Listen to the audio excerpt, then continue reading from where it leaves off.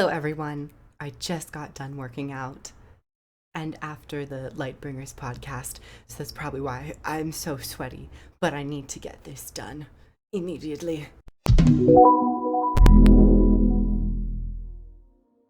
Welcome everyone. Quite surprisingly, we got a drop for the next Elite Specialization teaser, and it is in fact the one little character art that we saw in the infographic. I honestly was hoping that it wasn't that, just because it was so...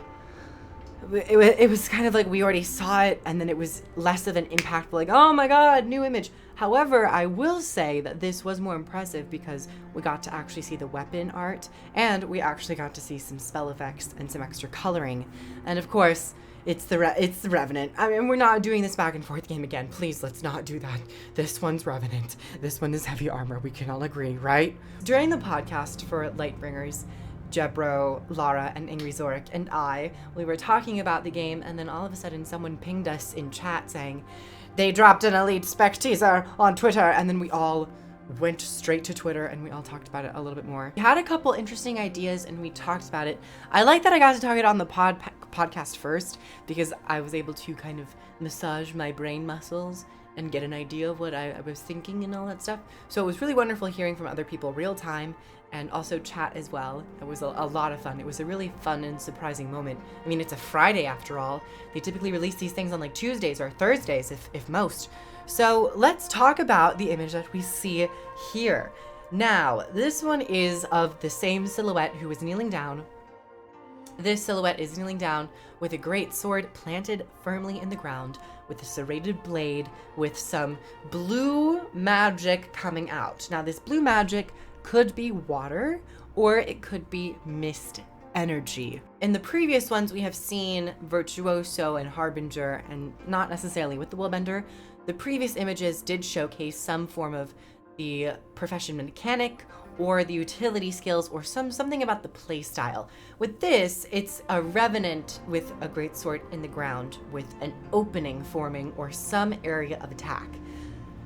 So with that being said, it kind of led me to believe that this Elite Specialization could be focused on opening mist portals or some form of opening breaches, errors into the reality, something exciting like that. I mean, there already has been a lot of mist portals opening from Krakatork, and of course with Jormak and Primordus. So in the case of the Revenant, they are very attuned to the mists, so it wouldn't be so crazy to think that Revenant could get this specialization where they focus on opening rifts and portals. Now, if Revenant did get a portal, that would actually be really fun. Overall, this image is really cool. It's an interesting color palette. I always expected Revenant to be a little bit more edgy, and we kind of get that with the silhouette of the character, with the red and the dark blues and the purples and the blacks. But the effects are very vibrant. It's blue, there's some earth tones with the red and the brown, and it wasn't necessarily what I was expecting. And especially talking about things I was not expecting was to actually see the Elite Specialization weapon art so early on, right now. And also, on top of that, it's a design that I was not expecting. I typically would default to saying Revenant weapons are going to be a bit more menacing, a little bit more black, red color palette, a bit more angsty, you know, all that stuff. This sword, it's very reminiscent to the Char Legionnaire weapons and some other weapons that we currently have in game. I mean, they're brown and beige and earth tones, and it was not necessarily the first thing that I thought of with Revenant. Now, of course, with the Elite Specialization weapons, we had the Glint Shield, and then we had the Kala Longbow. Now, is this great sword a reference or a hint at the legend itself? In some aspect it reads Char, in other aspects it reads human, or does it in fact read more Tengu with like the talons and the blades and all that stuff? Or could this be a legend that is non-human? It's a demon, it's a Shirokin, it's an insectoid that I've been seeing going around on the Twitter and the Reddits. There are so many things that legends could be for Revenant, and we've gotten a lot of humanoid characters, a lot of sentient, conscious characters.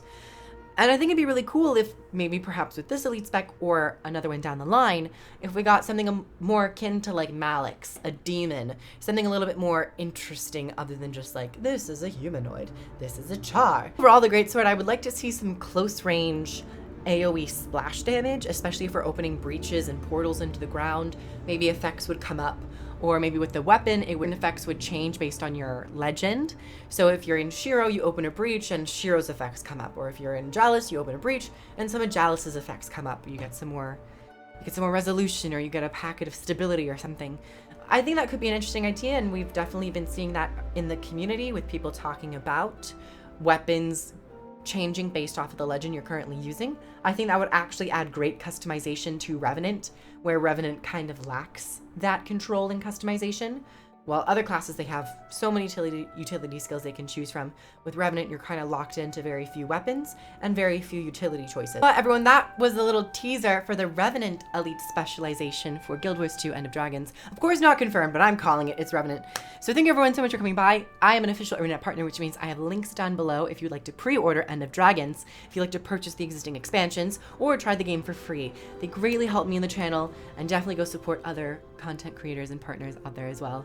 If you would like to help support the channel a bit more directly, you can get on the Patreon, where you get early access, exclusive content, and an exclusive Discord channel. And like, subscribe, comment, and all that stuff. And I'll see you guys in the next video. Bye, everyone!